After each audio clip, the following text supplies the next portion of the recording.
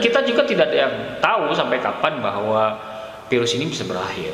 Ya salah satu solusinya ya salah satu yang vaksinasi siswa dan mahasiswa yang lebih diprioritaskan ya, dan harus berani pengambil kebijakan dalam hal ini. Karena kalau mau nunggu pandemi 2-3 tahun kayaknya nggak akan berakhir. Solusinya vaksin memang.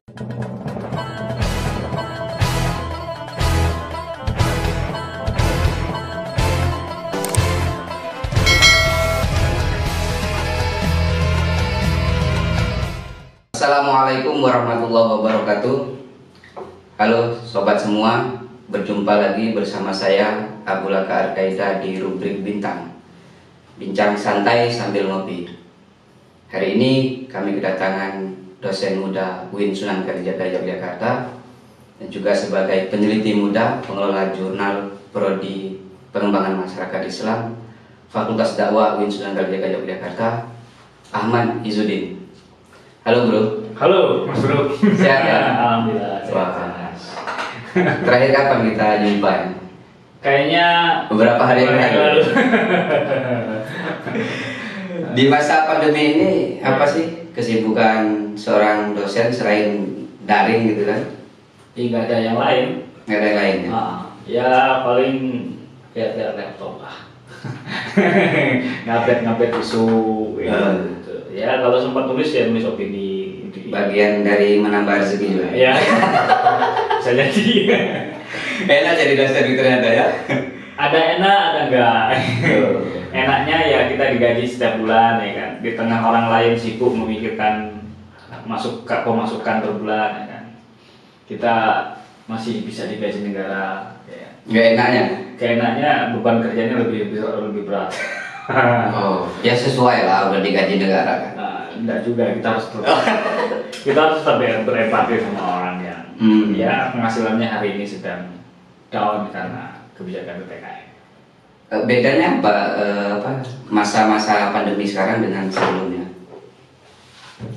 Dalam proses mengajar belajar. Ya, sejak diumumkan per 20 Maret 2020 ya kalau tidak salah, ketika terkonfirmasi ada yang positif di Indonesia, itu kita totally daring, online daring terus ngajar ya.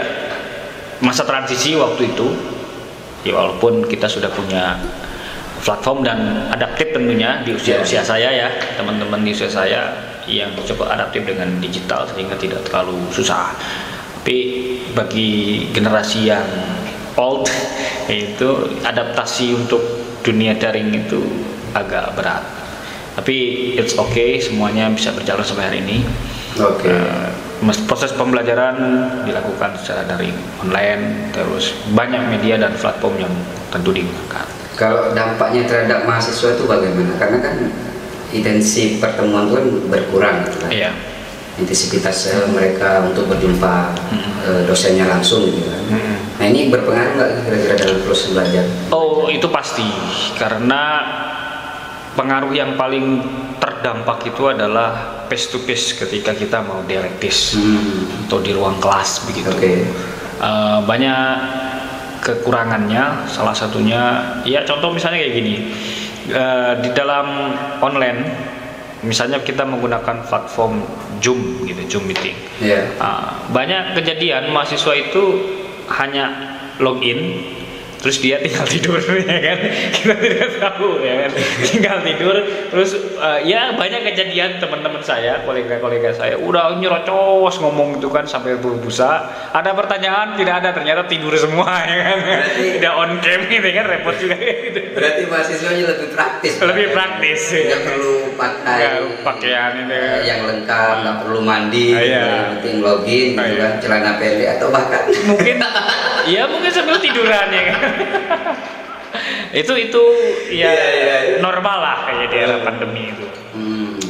Dan ya gak efektif, salah satu gak efektivitasnya ya salah satunya itu.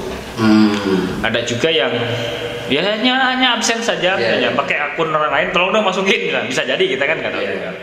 Terus nggak tahu orangnya dia atau bukan, itu juga tidak tahu. banyak yang tidak efektif. Berarti itu bisa berpengaruh terhadap penguasaan materi kuliah bagi mahasiswanya kalau misalkan sistem daring seperti ini. Bisa jadi. Bahkan mungkin kalau mahasiswa yang lebih kreatif, mereka akan lebih pintar daripada dosennya. Misalnya contoh begini, saya itu adalah salah satu orang yang cukup malas untuk mengajar daring. Jujur saja saya. Kenapa saya katakan malas? Ketidak efektifan tadi sehingga membuat saya, ya sudah saya bikin konten YouTube aja deh. Saya bikin konten YouTube ya kan, saya upload di media saya. Nanti bisa subscribe Jackman Channel. Kamu mesti bayar. Kamu yang harus bayar.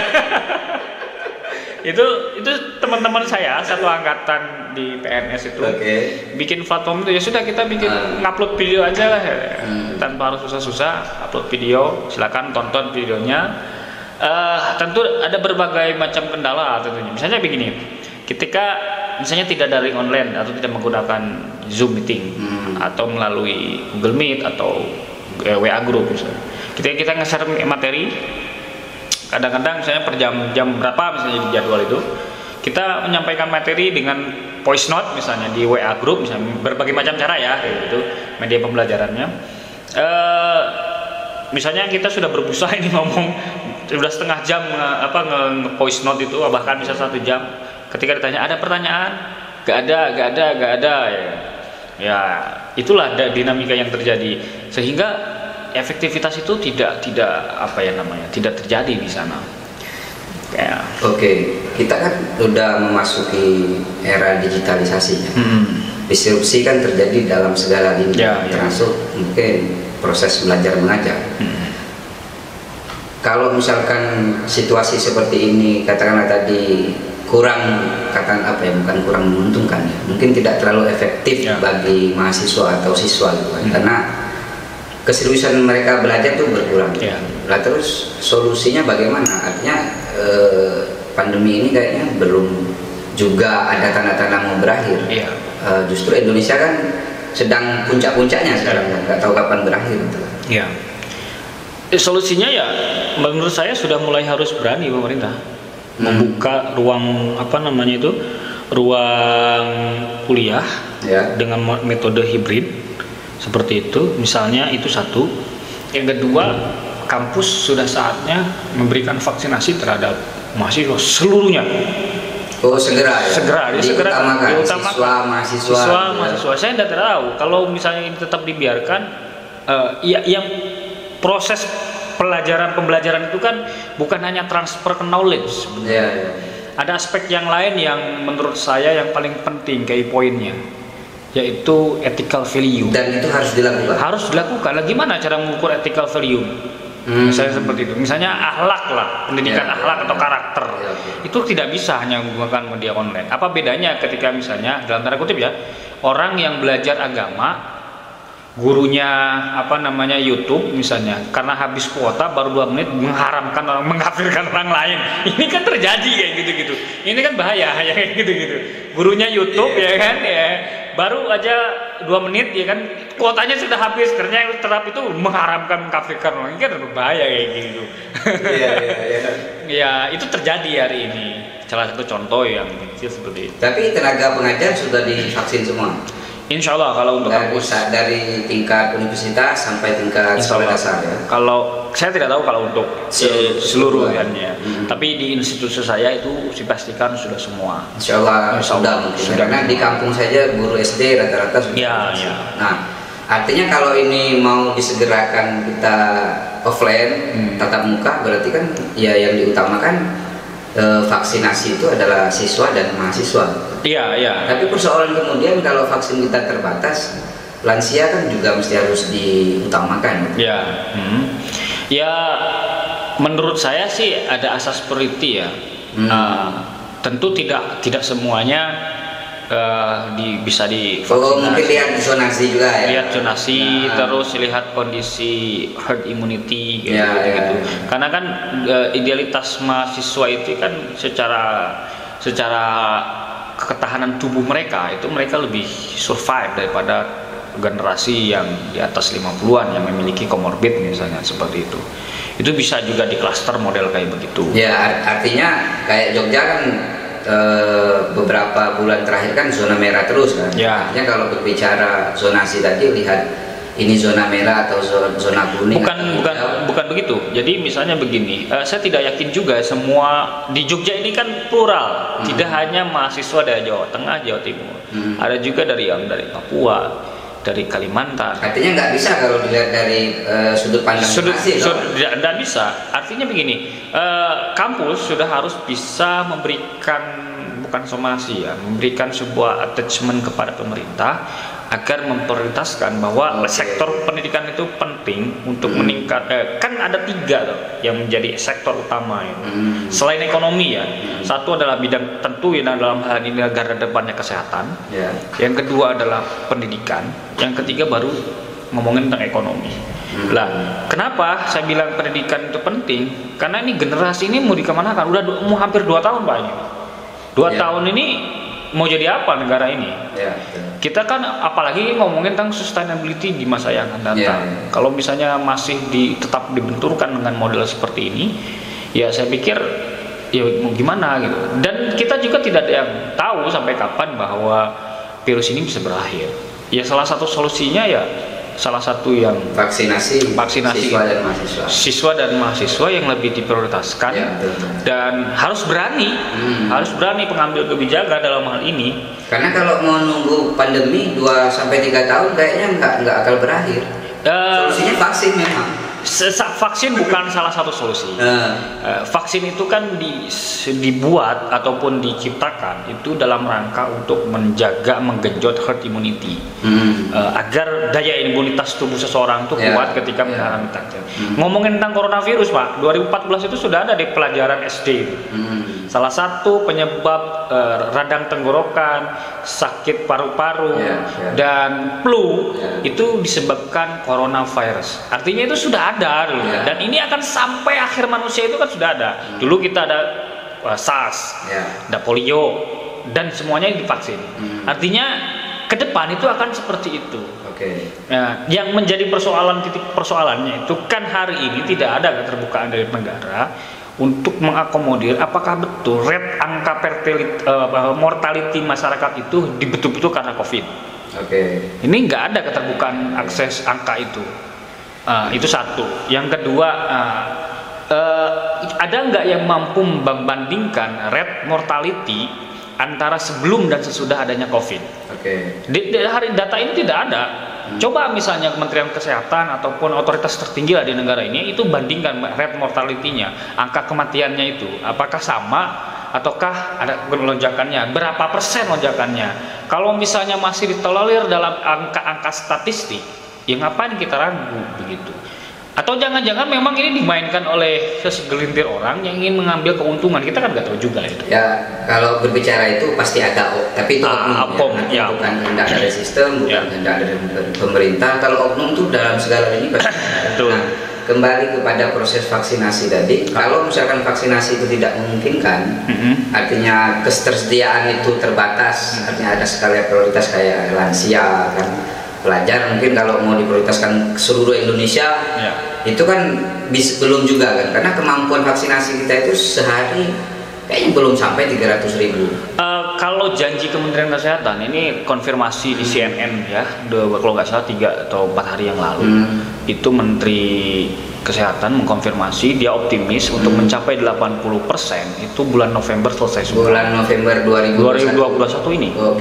November semua. 80% herd immunity. Kan itu kan yang diasumsikan oleh WHO agar bisa menjadi herd immunity. Berarti di akhir tahun atau awal tahun kita sudah bisa lah seharusnya melaksanakan proses belajar mengajar secara offline berarti kan. Seharusnya ya. Bisa dipercepat kalau diprioritaskan dari siswa. Salah satunya itu. Ya kan, Agustus artinya bisa dimulai September lah Pak. September gitu kan. Pas berarti kan semester ganjil. Tentunya ya. Kalau untuk mahasiswa ya. Tapi kalau siswa saya di bawah SMA sederajat ke bawah tergantung kebijakan. Itu kan kembali kebijakannya kan kembali ke daerahnya masing-masing. Misalnya yang paling tinggi angka penyebaran COVID itu kan di Jawa, Bali.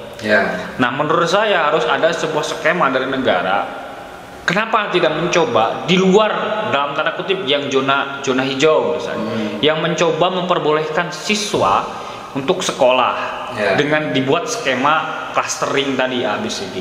Apakah itu mungkin? Sangat mungkin. Sangat kalau dia memang zona hijau kan? Ya apa yang ditakutkan misalnya? Walaupun kita tetap harus prokes ya, kita harus tetap prokes gitu, seperti itu. Nah, solusi itu kenapa kita tidak mengambil posisi itu gitu?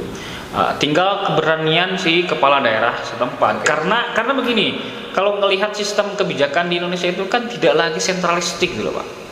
Kita itu bukan lagi sentralistik tapi desentralisasi. Misalnya pusat itu ngomongin A, implementasi di daerah itu B. Kadang-kadang misleading kayak begitu terjadi. Termasuk dalam penanganan PPKM hari ini. Itu nampak gitu, kayak gitu.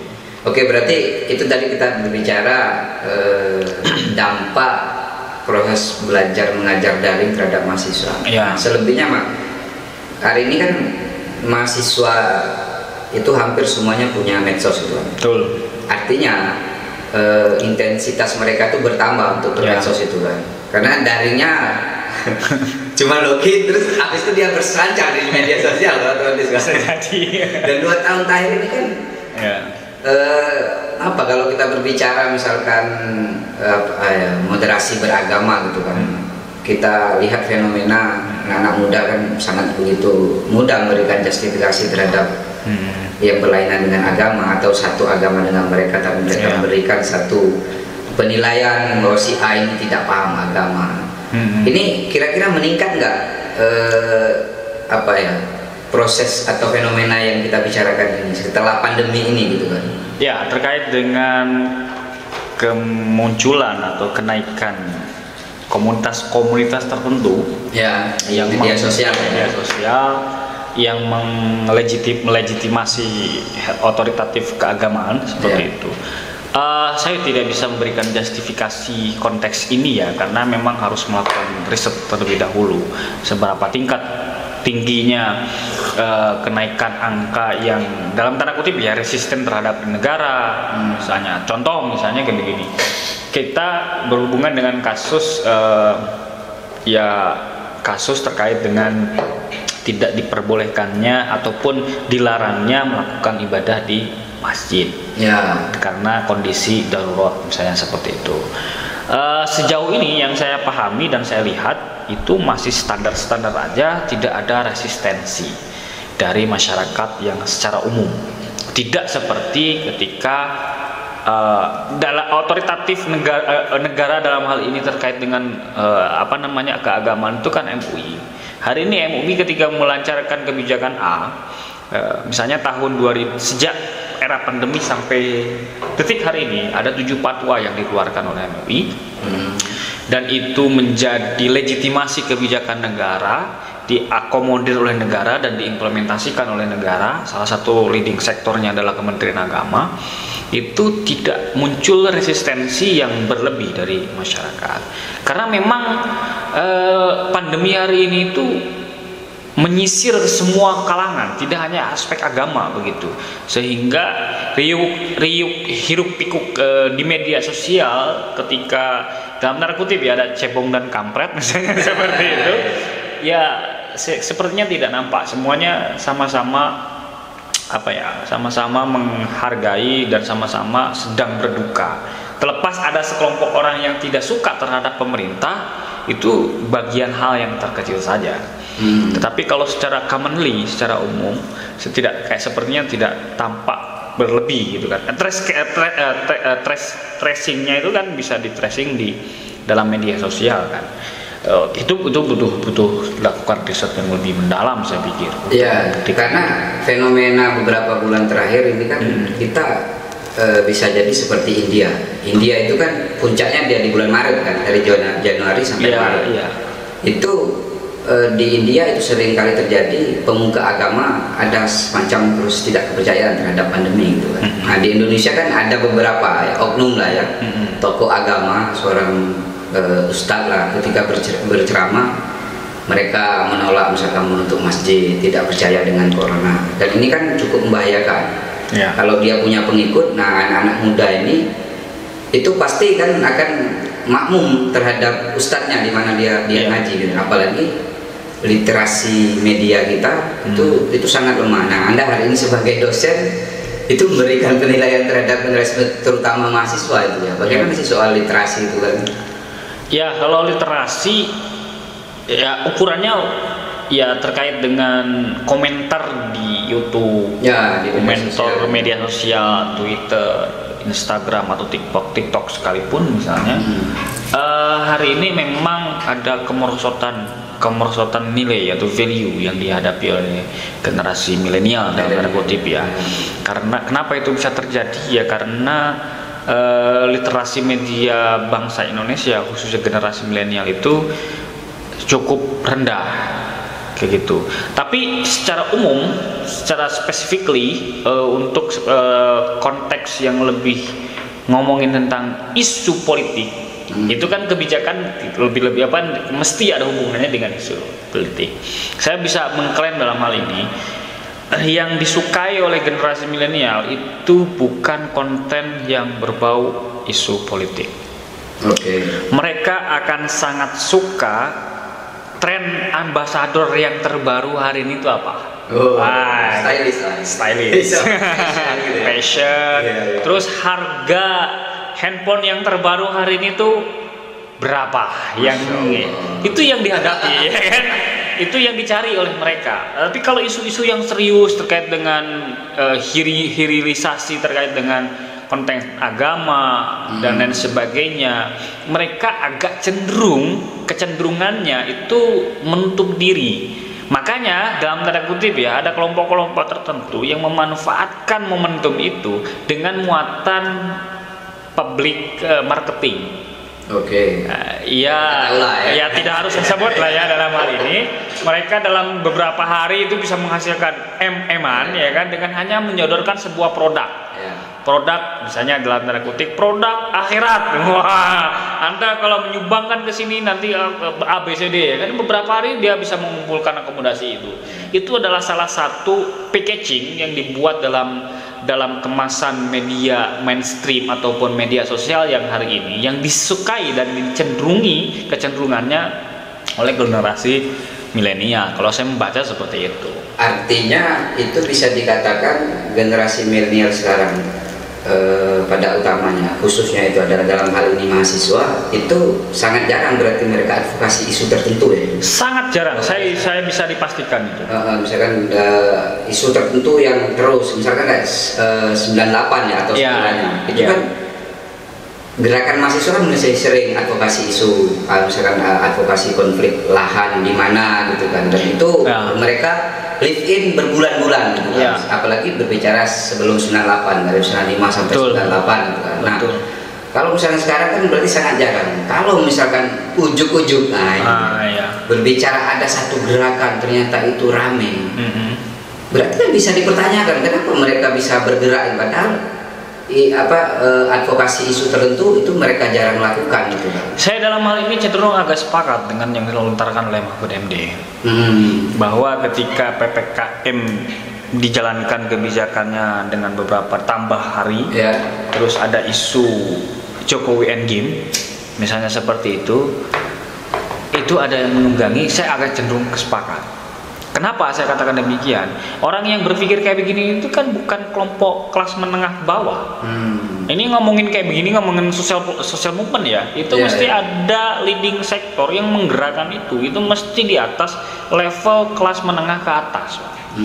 Yang satu, secara ekonomi dia itu terganggu, tapi dia punya kapital sehingga mampu menggerakkan massa. Nah, dalam teori social movement secara umum seperti itu Pak, mau melakukan sebuah mobilisasi massa tanpa ada hepeng itu kan tidak mungkin terjadi gitu loh. Walaupun kita tahu ada beberapa kelompok isu atau kelompok-kelompok tertentu yang mempertahankan idealisme itu, ya kita sadari itu.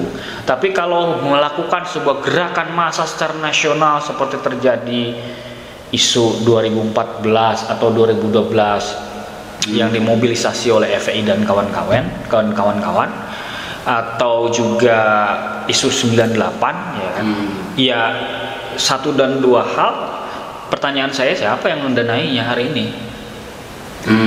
Dalam tanda kutip ya, mendanai mobilisasi itu. Karena logika tanpa logistik itu kira-kira kan nggak jalan, Pak. Ya kira-kira kayak gitulah. Ini sebagai mantan kacamata mantan aktivis. Anda menjadi aktivis. Iya, kira-kira seperti itu. Walaupun ada sekelompok yang mempertahankan idealisme gitu ya. Tapi kalau commonly menjadikan sebuah generasi gerakan besar skala nasional dalam tanda kutip hari ini, pertanyaan saya, siapa yang mendanainya? Ya, soalnya saya juga pernah diskusi beberapa bulan yang lalu. Mantan aktivis 98 yang hari ini ya menjadi orang penting lah di partai, dan hari ini menjadi anggota dewan di DPR. Jadi fenomena generasi atau gerakan mahasiswa sekarang itu ibarat dia menganalogikan ada seseorang itu 5 waktu dia nggak jalan, atau bahkan sholat Jumat pun dia nggak pernah sholat. Ketika sholat Idul Fitri dia mau sopnya sop di depan. Ya, artinya kalau ya ini analisis lah ya. Artinya tidak kemudian semuanya kita generalisir itu terjadi di gerakan mahasiswa gitu kan. Kalau kita tarik pada dimensi gerakan mahasiswa, kadang kita isu-isu kecil di kampus tidak pernah kita urus, tetapi ketika ada isu besar itu turun dan maunya paling depan. Iya, kira-kira sehari kan nggak diurus, misalkan apa sih kekurangan di kampus gitu kan. Nah ini kan menjadi pertanyaan gitu. Iya, artinya kan ya sekali lagi mobilisasi massa itu ya itu yang saya bilang tadi. Siapa yang backing di belakang itu? Ya nggak tahu ya, terlepas apakah di sana ada yang mendanai atau jangan-jangan juga mereka cuma pengen selfie gitu. Ya, bisa jadi. Saya ini aktivis loh gitu, cuma selfie habis itu pulang gitu kan. Bisa jadi. Fenomena itu kan sering terjadi, misalkan demo 212 itu 2015 ya? 2014, 2012, 2014, 2015. Nah itu kan mereka menganggap membela Islam. Jadi kalau tagline-nya itu membela Islam, orang yang tidak ikut demo berarti nggak bela Islam, nggak Islam dong gitu ya. Padahal Islam yang sesungguhnya itu kan dalam keseharian dong. Memberikan nasihat terhadap keluarga, ya toh memberikan kebaikan apa dalam keseharian itu kan, kita sholat, kita apa gitu. Tapi kan fenomena sekarang, dan itu maksudku juga masuk dalam gerakan mahasiswa sebagai dosen. Iya, kalau itu saya bisa jawab berdasarkan hasil risetnya Burhanuddin Muhtadi. Gimana itu? Dia menulis dengan supervisornya, dia kan kuliah S3 di Monash University kalau tidak salah ya, di Australia.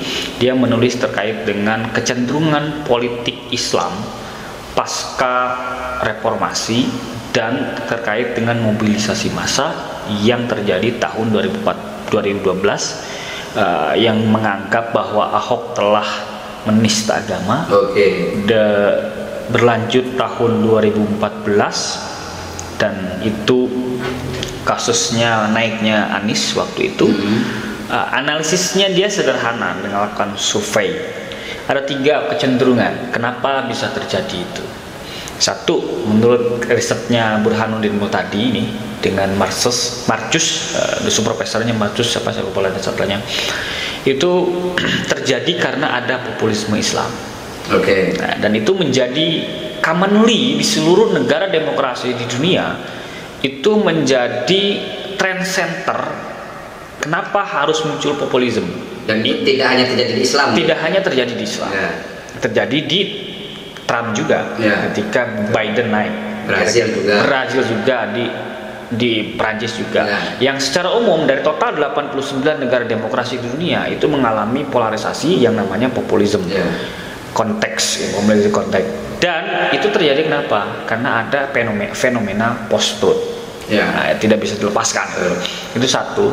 Yang kedua, sebetulnya mobilisasi massa menurut Burhanuddin Muhtadi ini itu karena ada tanda kutip kecenderungan kelompok Islam ini naik kelas. Jadi middle class society, sehingga dia dulu kan di era Orde Baru kelompok Muslim kan tersingkirkan, kira-kira seperti itu. Tapi Orde Baru runtuh, reformasi naik, kelompok middle class society ini khususnya kelompok Muslim ini naik seiring dengan perkembangan ekonomi yang terbuka dan terakses oleh siapapun. Nah, kelompok-kelompok ini rata-rata masuk di suburban dan urban area. Artinya hanya segmentasi masyarakat di wilayah urban saja, yang dalam tanda kutip secara ekonomi mereka sudah mapan menjadi kelas menengah ke atas. Nah, kenapa itu bisa terjadi? Kan yang namanya seseorang itu kan butuh spiritualitas, Pak. Nah, siapapun orangnya di dunia, mau percaya Tuhan ataupun tidak percaya Tuhan, bahkan ateis sekalipun, dia akan mempercayai satu titik di mana dia itu butuh ketenangan jiwa. Salah satu bisa dibuktikan ketenangan jiwa itu melalui spiritualitas. Nah, kemungkinan itu dan spiritualitas itu memunculkan sebuah patriotis ke seseorang untuk membela kalau yang dianggap dirinya benar. Nah, kebetulan platform media spiritualitas atau religiusitas yang disediakan di era digital itu adalah YouTube, ya kan? Nah, dari YouTube inilah kita bisa tracking itu. Alfara Institute misalnya melakukan penelitian. Dari sekitar 10 nominator para penceramah, yang paling tinggi itu siapa, Pak? Yang paling tinggi itu adalah Abdul Somad. Yang kedua Adi Hidayat, yang ketiga Khalid Basalamah, yang keempat itu kalau tidak salah itu Das Ad Latif, yang kelima itu baru yang namanya Profesor Quraish Shihab. Kira-kira seperti itu. Nah, yang paling tinggi ini sekelas UAS itu sangat digandrungi oleh kelompok milenial. Kenapa itu bisa terjadi? Karena mudah mereka memahami itu. Nah, kelompok urban itu yang melakukan atau menonton itu gitu loh. Nah, karena ada empati terhadap yang mereka yakini, ketika si leader figur ini menganggap bahwa ada masalah di dalam konteks kenegaraan, ya mereka terpatrit lah untuk melakukan sebuah gerakan, sehingga ketika memobilisasi itu sangat gampang. Artinya yang ingin saya garis bawahi bahwa middle class-nya naik, kelompok Muslim society yang middle class ini terancam secara ekonominya, terancam ekonomi karena dalam tanda kutip kita tahu semua di era Orde Baru itu banyak oligarki yang hari ini tersingkirkan di eranya Jokowi, melakukan sebuah gerakan polarisasi keagamaan. Karena Indonesia yang paling mungkin bisa dilakukan adalah ngomongin konteks populisme Islam. Nah, 4 besar ulama yang masuk nominasi tertinggi di YouTube, apa yang Anda mau katakan? Ya, ya saya tidak bisa mengklaim bahwa itu kanan, kiri, tengah dan lain sebagainya ya. Tapi artinya dari nominator keempat tertinggi yang banyak ditonton di media sosial ataupun di media massa oleh generasi milenial itu riset Alfara yang melakukan penelitian 2018 itu. Artinya ketika menyodorkan tentang isu agama, mereka itu sangat simpel, rigid dan mudah dipahami dan sesuai dengan konteks yang dibutuhkan oleh masyarakat dalam tanda kutip masyarakat urban. Sederhananya seperti itu. Artinya fenomena populisme tadi itu sangat mempengaruhi, apalagi literasi generasi milenial sekarang sangat lemah gitu. Nah, dalam konteks akademik, dalam hal ini dunia kampus, sejauh mana peran dosen itu kan memberikan injeksi kesadaran terhadap mahasiswanya? Kalau di kampus saya, apalagi kita sudah rata-rata ya ada proses pelatihan yang namanya moderasi beragama. Ya kita menggaungkan itu. Bahkan ketika di sospem, ketika sosialisasi pembelajaran ketika masuk mahasiswa, bahkan kita sudah melakukan tracking ataupun apa ya namanya itu lewat Warek 3 waktu itu. Jadi semacam itu di awal perkuliahan, ditanya misalnya ada sekitar 20-30 pertanyaan ke mahasiswa, bagaimana ada tentang Pancasila, jawabannya ABCD. Terus bagaimana melihat figur ini. Nah itu kan nanti kalau misalnya terindikasi dalam tanda kutip ya, terindikasi memiliki kecenderungan dalam tanda kutip pemikiran fundamentalisme dalam istilah term ini, itu kita panggil. Enggak dikeluarkan? Enggak, dipanggil dulu. Karena ada tindakan preemptif, preventif, kuratif, rehabilitatif. Nah kalau tidak bisa direhabilitatif ya sudah, langkah terakhirnya kalau nggak bisa dibina, ya binasakan. Nah, langkah-langkah itu kita coba lakukan itu. Dan itu tidak hanya terjadi di Islam. Karena ini kan penting sekali Pak dosen. Kenapa saya bilang penting? Berbicara Indonesia ini kan, kalau berbicara nilai toleransi, artinya pluralisme yang kita miliki salah satu modal besar itu bangsa Indonesia. Apalagi di 2040 kita akan berbicara dampak dari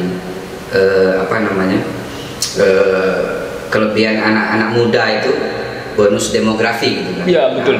Kalau misalkan anak-anak muda ini literasinya lemah, terutama dalam moderasi beragama, ini kan akan berpengaruh terhadap masa depan Indonesia.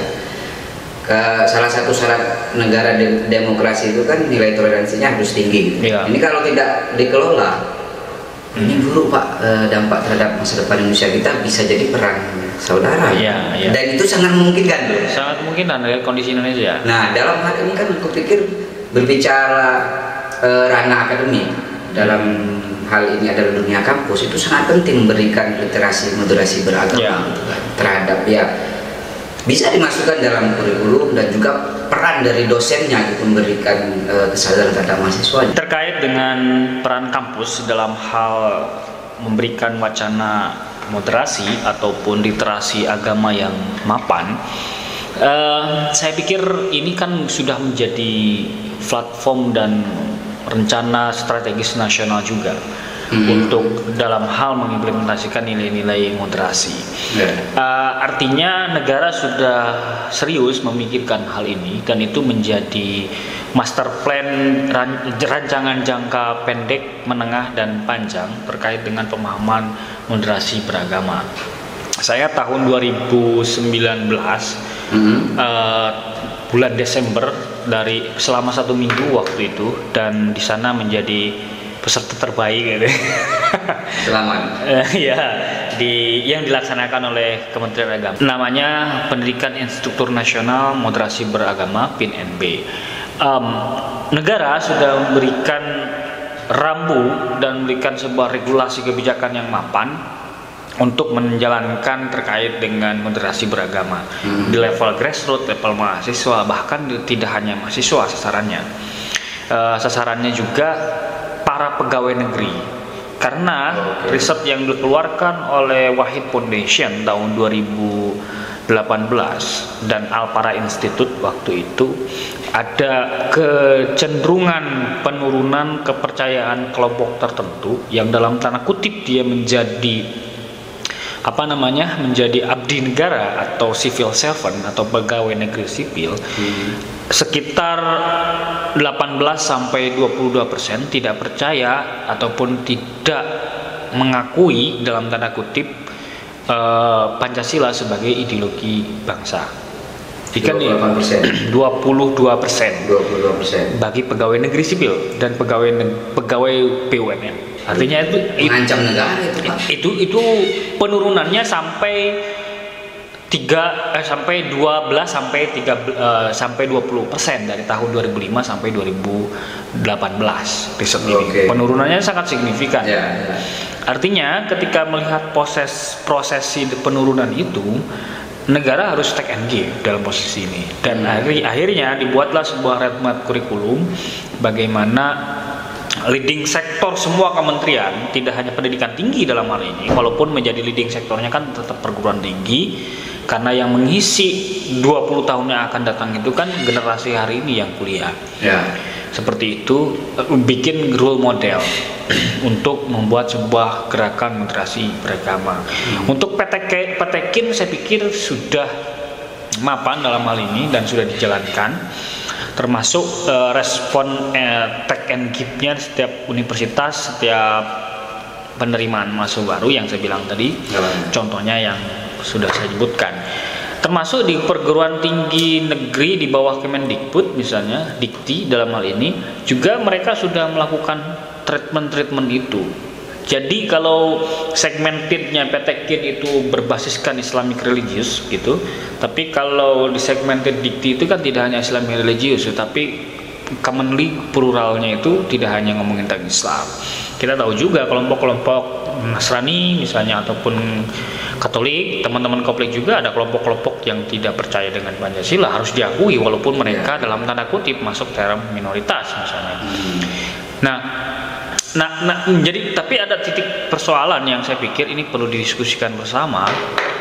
Ternyata banyak juga tirani mayoritas justru dia melegitimasi tirani minoritas yang kadang-kadang karena dia mayoritas menindas yang mayoritas lagi, kira-kira seperti itu. Oke. Maksud ya? Jadi ada mayoritas nih sudah paham agama dan sudah paham moderasi, tetapi dia mengaku mayoritas, justru dia menjadi tirani di tengah minoritas dan di tengah mayoritas dengan kemunculan gerakan populisme Islam itu tadi.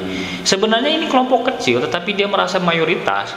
Rising in publicnya itu, hearing opinionnya itu sangat bersuara lantang, sehingga itu dianggap Muslim secara umum. Dan itu dibantu fenomena kemajuan teknologi informasi. Ya, salah satu efek mereka minoritas. Sebetulnya minoritas, tapi dia merasa dirinya mayoritas gitu, sehingga muncul gerakan atau rising in public itu seakan-akan itu suara mayoritas gitu kira-kira. Nah, oleh karena itu dalam posisi menjadikan moderasi beragama di tingkat level grassroots sekalipun, ini memang harus dipikirkan ulang terkait dengan potensi-potensi yang rising in public tadi.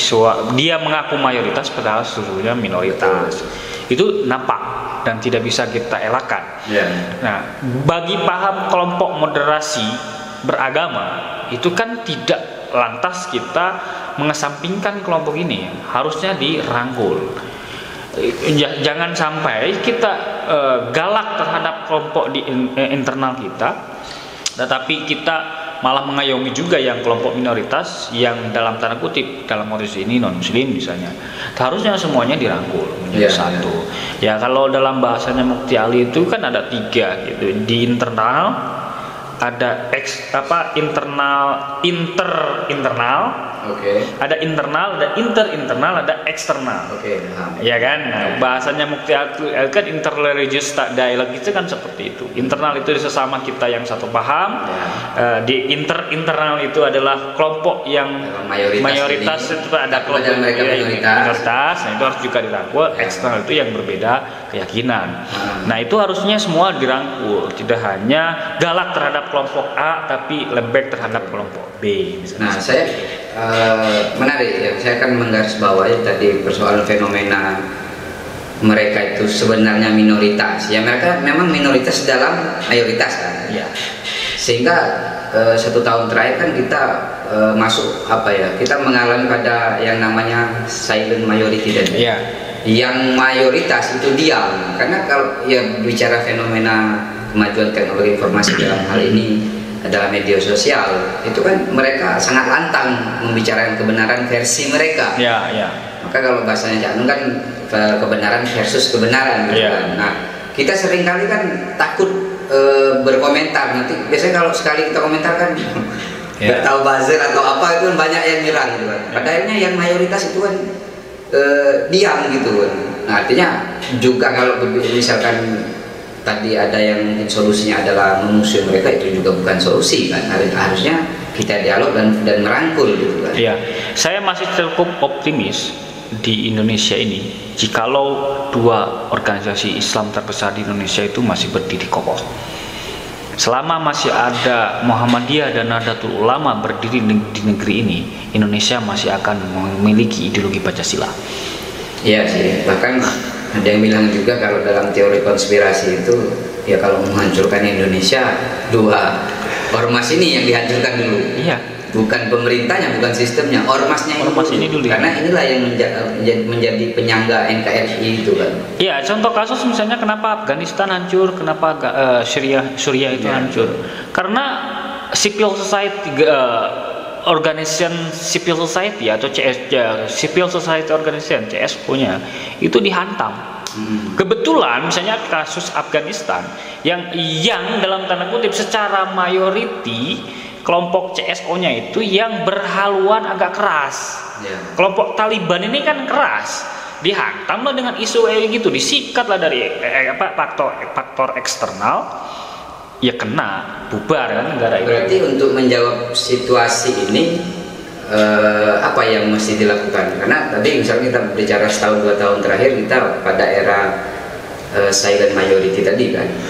Apa yang mesti dilakukan oleh katakanlah orang-orang dalam hal ini ya akademisi, misalnya budayawan, tokoh agama yang mereka cukup banyak memiliki follower gitu kan. Apa yang mesti harus dilakukan? Misalnya kalau hal yang paling kecil misalkan anak-anak muda kan menyebarkan konten yang moderat gitu kan. Nah, apa sih yang harus dilakukan? Bagi saya sederhana, kalau untuk misalnya contoh NU ataupun Muhammadiyah, ya tokoh-tokoh populer itu ya harusnya ditampilkan di media massa dengan quote-quote yang mencerahkan dan quote-quote yang menenangkan, bukan memusuhi tetapi merangkul, bukan memukul tapi merangkul. Itu yang harus di rising in public. Dan saya yakin seperti sekelas NU ataupun Muhammadiyah itu punya kelompok-kelompok ini. Tapi karena dalam tanda kutip kajiannya terlalu serius, ya mereka cenderung terlupakan. Contoh kayak gini ya harus melakukan kritik juga, jujur saja. Misalnya di NU, siapa sih yang hari ini mau menonton dalam tanda kutip pola pengajian yang monoton Bandungan, misalnya ngaji kitab, itu sangat minim pengikut atau followersnya. Tetapi berbeda dengan komunitas yang mengaku mayoritas tetapi sebetulnya mereka minoritas, itu kan proses dialog. Ya, contoh yang moderat misalnya yang banyak followernya hari ini yang mencoba melakukan pola seperti itu, ya seperti lakukannya Buya Syakur. Buya Syakur itu luar biasa followernya dan subscribe di YouTube itu luar biasa. Artinya ternyata masyarakat hari ini kecenderungannya ada take and give. Ketika ada masalah sampai memberikan solusi kan, bukan pegadaian ya. Tanpa masalah. Masalahnya punya. Nah itu kira-kira. Nah yang harusnya pola itu yang harus dirubah. Tidak lagi monoton, tidak lagi, kecuali memang pengajiannya berbeda kalau pengajian. Tapi maksudnya dalam hal ya mengedukasi masyarakat itu kan berbagai macam cara bisa dilakukan. Nah salah satunya proses dialog itu bisa dilakukan. Tapi kan persoalannya ngomongin tentang Nahdlatul Ulama ini ya. Persoalannya kemudian apakah marwah kiai itu mau dibikin pola seperti itu? Ini kan lagi-lagi tantangan bagi komunitas Nahdlatul Ulama misalnya. Di Muhammadiyah itu sudah mulai melakukan itu dengan beragam kajiannya mereka secara online seperti itu. Tetapi NU kan ya saya tidak tahu secara commonly apakah sudah melakukan itu. Tapi memang bisa contoh ya yang sudah mulai melakukan itu seperti Gus Baha. Gus Baha itu sekarang sudah mempraktekkan pola dialog itu seperti itu dalam proses pengajiannya dan populer. Ada tanya jawab ya sudah mulai dilakukan. Tapi kalau kayak mohon maaf misalnya sekelas Gusmus seperti itu, kalau masih pola pengajiannya, kalau mungkin sekelas Gusmus followernya akan banyak gitu ya, tidak masalah. Tapi kalau ya kelompok yang lain misalnya kalau masih followers misalnya, padahal ilmunya tidak kalah berbeda gitu kan, ini harusnya dibuat platform seperti itu. Nah tetapi ada satu kelemahan yang menurut saya, bagaimana caramu kan ngomongin tentang ilmu itu kan tidak hanya ngomongin tentang transfer of knowledge itu, tapi ada ethical value di dalamnya. Nah ini menjadi titik persoalan. Ternyata persoalan itu bisa dijawab sebetulnya dengan hadirnya media platform itu. Sebenarnya ngomongin tentang akhlak itu bisa dilakukan sebetulnya dengan beragam varian model yang terbaru. Yang dulu misalnya di era tradisional di pesantren itu yang namanya ngalap berkah kiai itu membalikkan sandalnya ketika mau pulang, ya kan? Sekarang itu tidak lagi harus seperti itu model ethical value-nya gitu. Ada model-model atau cara-cara yang lain seperti itu. Nah, ini yang harus kita pikirkan bersama, saya pikir. Ngomongin tentang ethical value atau akhlak atau moralitas kehidupan masyarakat. Artinya bisa saya garis bawahi, orang-orang yang memiliki kompetensi, entah itu pengetahuan apapun lah ya, terutama dalam hal ini moderasi beragama, itu mesti memberikan edukasi terhadap masyarakat. Ya, hal yang paling sederhana, selemah-lemahnya iman lah. Kalau kita nggak bisa buat konten, berarti kan menyebarkan konten-konten positif. Nah, terakhir dari saya menjelang penutup untuk Pak dosen ini kan, bisakah sih hal ini dimasukkan dalam kurikulum gitu kan? Karena berbicara moderasi beragama kan kayaknya belum ada spesifik berbicara moderasi beragama. Kalau kurikulum sudah. Saya pastikan sudah, dan itu sudah menjadi agenda nasional RJPMN, RJP. Apa misalkan nama mata kuliahnya gitu? Nama mata kuliahnya tetap, misalnya Pancasila, agama dan. Tetapi diinkludkan di dalamnya. Oke. Apalagi misalnya saya ikut PIN MD, MB namanya. Apa namanya itu pelatihan instruktur nasional moderasi beragama. Itu kan untuk membuat sebuah juknis bagaimana setiap universitas itu memiliki rumah moderasi. Khusus di lingkungan PTKIN ya. Dan saya yakin di lingkungan Dikti juga sudah melakukan hal tersebut, terutama di UGM misalnya. Itu sudah include, salah satunya adalah dalam hal kurikulum. Termasuk upgrading terhadap dosen, bagaimana sih memahami pola moderasi seperti itu, dan apa saja sih isi moderasi itu. Misalnya contoh pengantar studi Islam, bagaimana sih model-model atau nilai-nilai dari moderasi itu. Secara umum sudah terimplementasi dalam kurikulum, saya pikir. Terakhir, pesan terhadap generasi milenial dalam hal ini, ya mahasiswa lah, muda gitu kan. Apa sih yang bisa dilakukan agar mereka juga menjadi agen dari menyebarkan virus moderasi beragama? Ya, hari ini tantangannya tidak gampang, sulit, apalagi di era media sosial hari ini. Dan kecenderungan mahasiswa itu, mereka memiliki kecenderungan yang memilih pekerjaan informal daripada formal.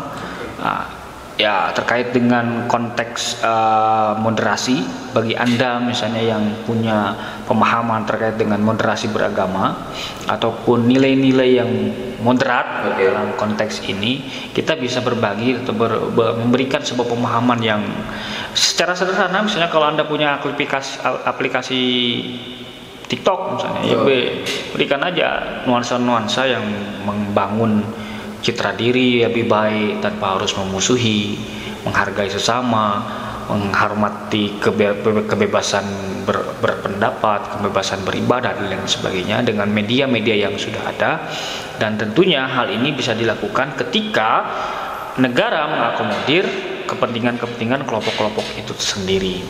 Nah, tantangan yang terbesarnya adalah hari ini kita memasuki era digital, era milenium baru, atau dalam bahasa pendidikan disruption era.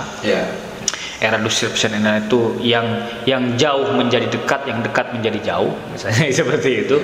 Dengan adanya media digital seperti itu, sebetulnya itu bisa menjadi momentum dan kesempatan untuk bisa menjadi bangsa yang lebih besar. Oke, Pak dosen, terima kasih atas waktunya. Mudah-mudahan apa yang kita bicarakan ini bisa menjadi satu masukan bersama bagi generasi milenial dalam hal ini adalah moderasi beragama. Dari kami terima kasih. Kita akan berjumpa di kesempatan selanjutnya. Wassalamualaikum warahmatullahi wabarakatuh.